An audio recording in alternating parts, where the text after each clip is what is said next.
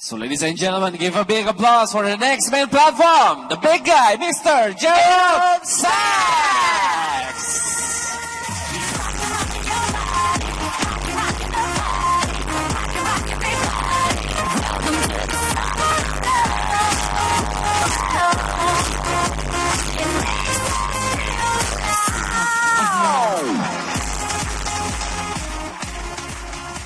Hello, Indonesia! Selamat pagi! Selamat pagi! Now I have to go back to English. This is my fourth APLIC, and I'm very pleased to be here. And I want to thank you for the privilege of allowing me to address you. I was touched this morning by my dear friend Matthew Khan's story about his daughter and the loss of the founding father of Singapore. I was there last year. What a wonderful, touching statement that was, Matthew. I also want to say that I'm very privileged today to be here with two of the legends of our industry who continue to inspire and teach me so much. Mr. Bruce Eddington and Mr. Guy Baker. You will hear them later. Tomorrow I will have the privilege of talking to you in a work session about communication. We are losing our ability to communicate. I was in a restaurant recently, two gentlemen, two women sitting at the table. I said, "Excuse me, sir, do you know this lady?" He says, "Yes, it's my wife." "Oh, so you are texting her?" No, I'm just busy." We have lost the ability to communicate, and I will share with you, it's not what you say, it's how you say it tomorrow. For today, I want to talk to you about the changing landscape in the life insurance business. Certainly in the United States, it changed when they made the estate tax exemption high. I know in some of your countries there is no estate tax. But the changing landscape will happen in whatever country you are in. So be prepared to change. Today, I don't talk so much about estate planning anymore. I talk about family planning. The problems that we have with family planning.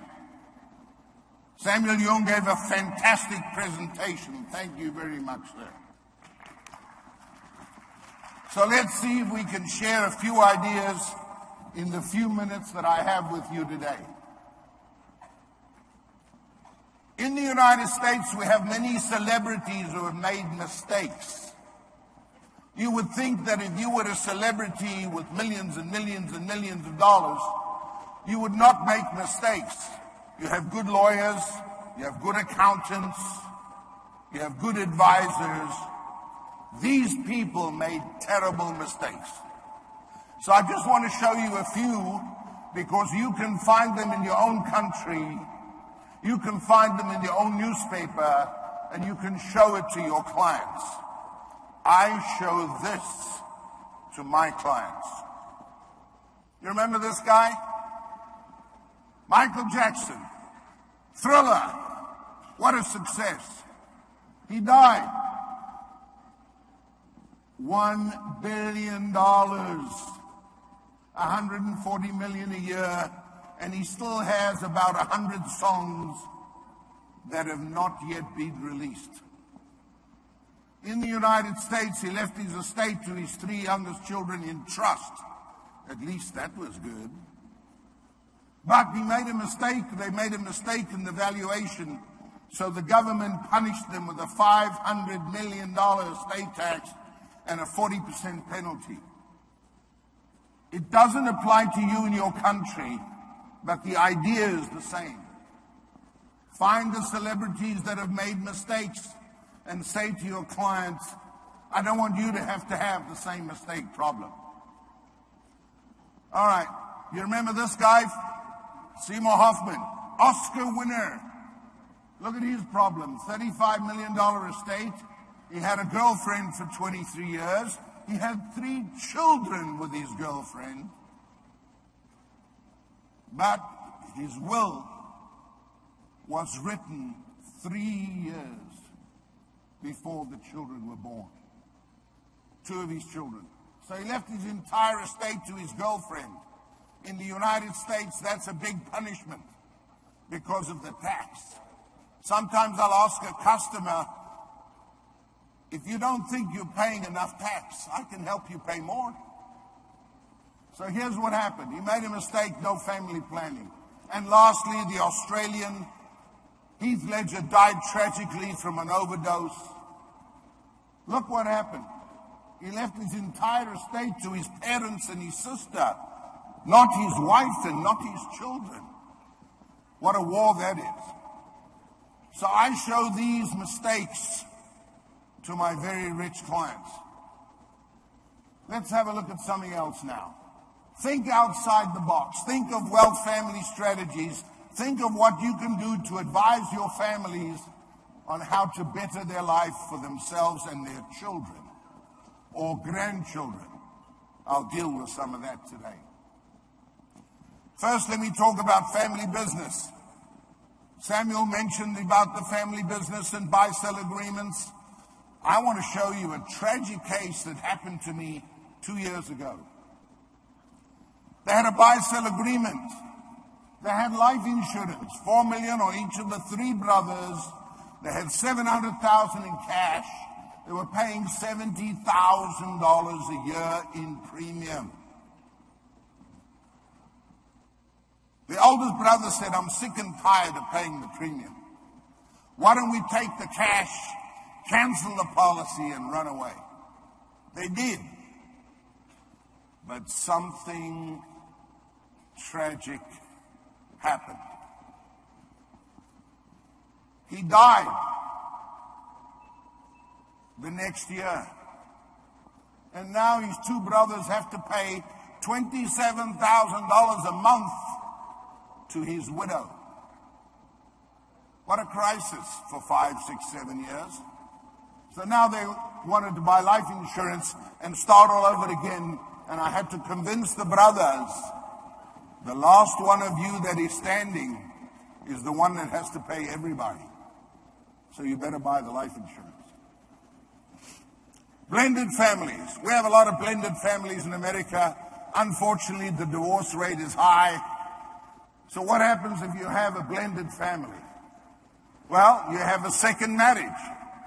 I have children from my first marriage in this example. I've been married to the same lady for 49 years. Okay. She hasn't thrown me out yet, but she reminds me the word is yet. And look what happened. He has children from his first marriage. She has children from her first marriage, and they got married. They have no children together. What happens if he dies? Who gets the money? The second wife? How is she going to give the money to the children of the first marriage? You can never, ever ask your second wife to go to the children of your first marriage for her money. That's called, I'll see you in law court. So what I did is I created a spousal income trust. What is a spousal income trust? Simply speaking, it is a trust for the second wife. Life insurance on the husband's life for the benefit of the second wife and her children, or his, and then he can free up his estate to pay his children the entire inheritance. No more fighting, no more war. You have the ability to destroy this family, but you also have the ability to save it. It's up to you. So it's a nice idea. I use it for blended families. Let's go to the next one. I have children, parents who say to me, I worked my whole life. I want to have something for me and my wife. I don't want to worry about my children. What am I going to do? I want to enjoy my life. I worked so hard. Well, you know that you can have your cake and eat it too. It's really simple. It's not difficult. It's just the desire that you have. So let me show you what we did. We created an insurance trust for the children. The money will go to the children at death, and mom and dad can live happily ever after spending all their money. I said to the father, you can die poor. It doesn't matter. Your children will have the money. Let's go to the next example. This case was brought to me by a CPA, an accountant. He has a client who's very rich, who established a $7 million charitable endowment. When I went to see the client, he says, I don't want to see you. I've already done all my charitable planning. I said to him, why don't we do this? Why don't we take a little portion by balancing your desire to preserve the charitable giving? Why don't we take a little portion of the money out of the foundation every year and buy a life insurance policy in the foundation? So now you want to have 7 million, you'll have 14 million. If you want to give to charity, I can help you give to charity. What a lovely idea. Easy sale, nice commission. So here's what we did. We bought a life insurance policy. We put it together this way so that the charity would have more money at his death. Such a simple sale. So easy. For example, what would happen if I said to you, I have a program that does this. For every dollar you'll give to the church, I have a program that'll give $1 to your children. We're just going to take the premium and divide it in two policies, one for the charity, one for your kids. You want to give $1 million to charity? We'll do $1 million policy for your children. They don't lose anything of your inheritance. What an exciting thing that is. Okay. You can even teach your children to be charitable by putting them on the board with you as a director of your charity. Let them learn how to be charitable. Let them learn how to be members of society by attending the charitable events. Again, Samuel spoke about influence and spoke about building an image. What a wonderful way this is to do that. This is my biggest seller. I sell more of this than anything else. Why? Because I asked a disturbing question. Have you ever met somebody who says, nah, I've got enough. I don't need insurance. I don't need any more. I don't need planning. This is the question I ask. What have you done to protect your assets from the divorce or creditors or bankruptcy of your children, your grandchildren, your great-grandchildren? And then be quiet, let him speak first. What is the legacy you leave behind? Sometimes I'll ask this question. You remember your grandfather? Yes. You remember your great-grandfather? You remember your great-grandfather? No. If you were getting a check every month from your great-grandfather's account, you'd know who he was.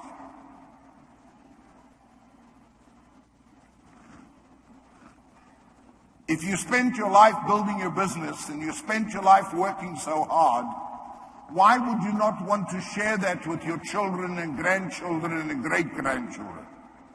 You can design the trust to pass the assets from generation to generation to generation, no tax. What a great way to do that. Free up your capital, free up your business, free up your liabilities. Just do this. It is my most successful sale. Tomorrow during the workshop, I'm going to talk to you about communication. Can you make the sale? What are the questions you need to ask? How do you ask a disturbing question? And how do you do it in such a way that they will communicate with you instead of be offended? You can create a legacy trust. You can put thousands of dollars of premium and turn it into millions for generations to come. If you multiply the number and you spread it out over 3 generations, 100 years, it's amazing how much money it is. Millions and millions of dollars. You have that ability to do that now. You have the power to do this now. Why wouldn't you do it for your children and grandchildren? All the time protected from creditors, bankruptcy, or divorce. What a lovely idea. Simple, and it works, and you make a lot of sales. I have to tell you a few stories about communication. So let's deal with this one first. The doctor says to me, I'm not giving the money to my son. He will just be lazy. He won't work. I'm not giving him the money. My daughter, she gets the money because she's a good girl. I said, you can't do that. They'll never speak to each other after you're gone. There will always be jealousy. So I said, well, why don't we take the money and put it in a trust for the benefit of your son? He said, well, I don't know. A trust will give him a lot of money, won't it? I said, well, you're a naughty old man. How would you like to rule from the grave? He got excited about that. So I created a trust funded with life insurance for the benefit of his son. He said, no. $20 million of life insurance, even if you pay him 5% a year, is $1 million a year. He will still be lazy. I said, well, we can change that. We can provide him with education, medical protection, standard of living. And the client kept saying to me, no. But I didn't hear no. I had to find a way to ask the question that would lead to the sale. And here's what I said to him. Why don't we design the trust to pay your son an income equal to his wages every year, equal to his work, what he earns. If he doesn't work, he gets nothing. The son wanted to punch me. The father bought the insurance.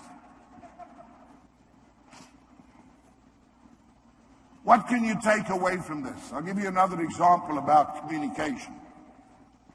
Listen carefully. It's an example of how to communicate. An agent asked me, a producer asked me to visit his minister. I said, your minister? He says, yes. My minister's got 8 children. He needs life insurance.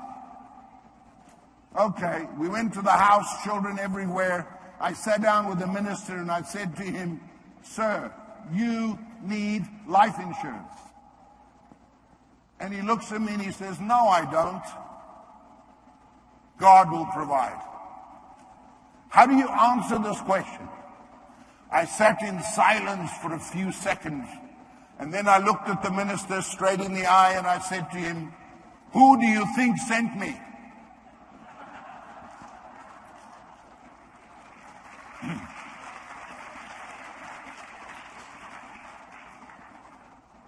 Buy-sell agreements, spousal trusts, you can have your cake and eat it too, charitable endowments and legacy trusts.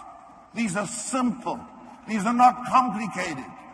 You don't have to go to university to become a professor of mathematics. We're forgetting how to communicate. It's not what you say, it's how you say it. Ask disturbing questions. You'll see tomorrow I talk about the great Ben Feldman. You know that Ben Feldman at his time was the greatest insurance salesman that ever lived. I went to meet him. I expected a giant of a man. I found a short, small barrel of a man talking not clearly. How could he be the greatest insurance salesman? He said to me, ask disturbing questions. If you learn how to communicate and you learn how to ask disturbing questions, you can sell to wealthy families, you can sell to everybody you want. But I will say this.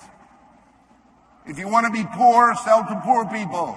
If you want to be rich, sell to rich people. It's simple. Same amount of work, just more money. So take these ideas with you. I'll see you tomorrow at the workshop or at the booth. Take care of yourself. Thank you very much.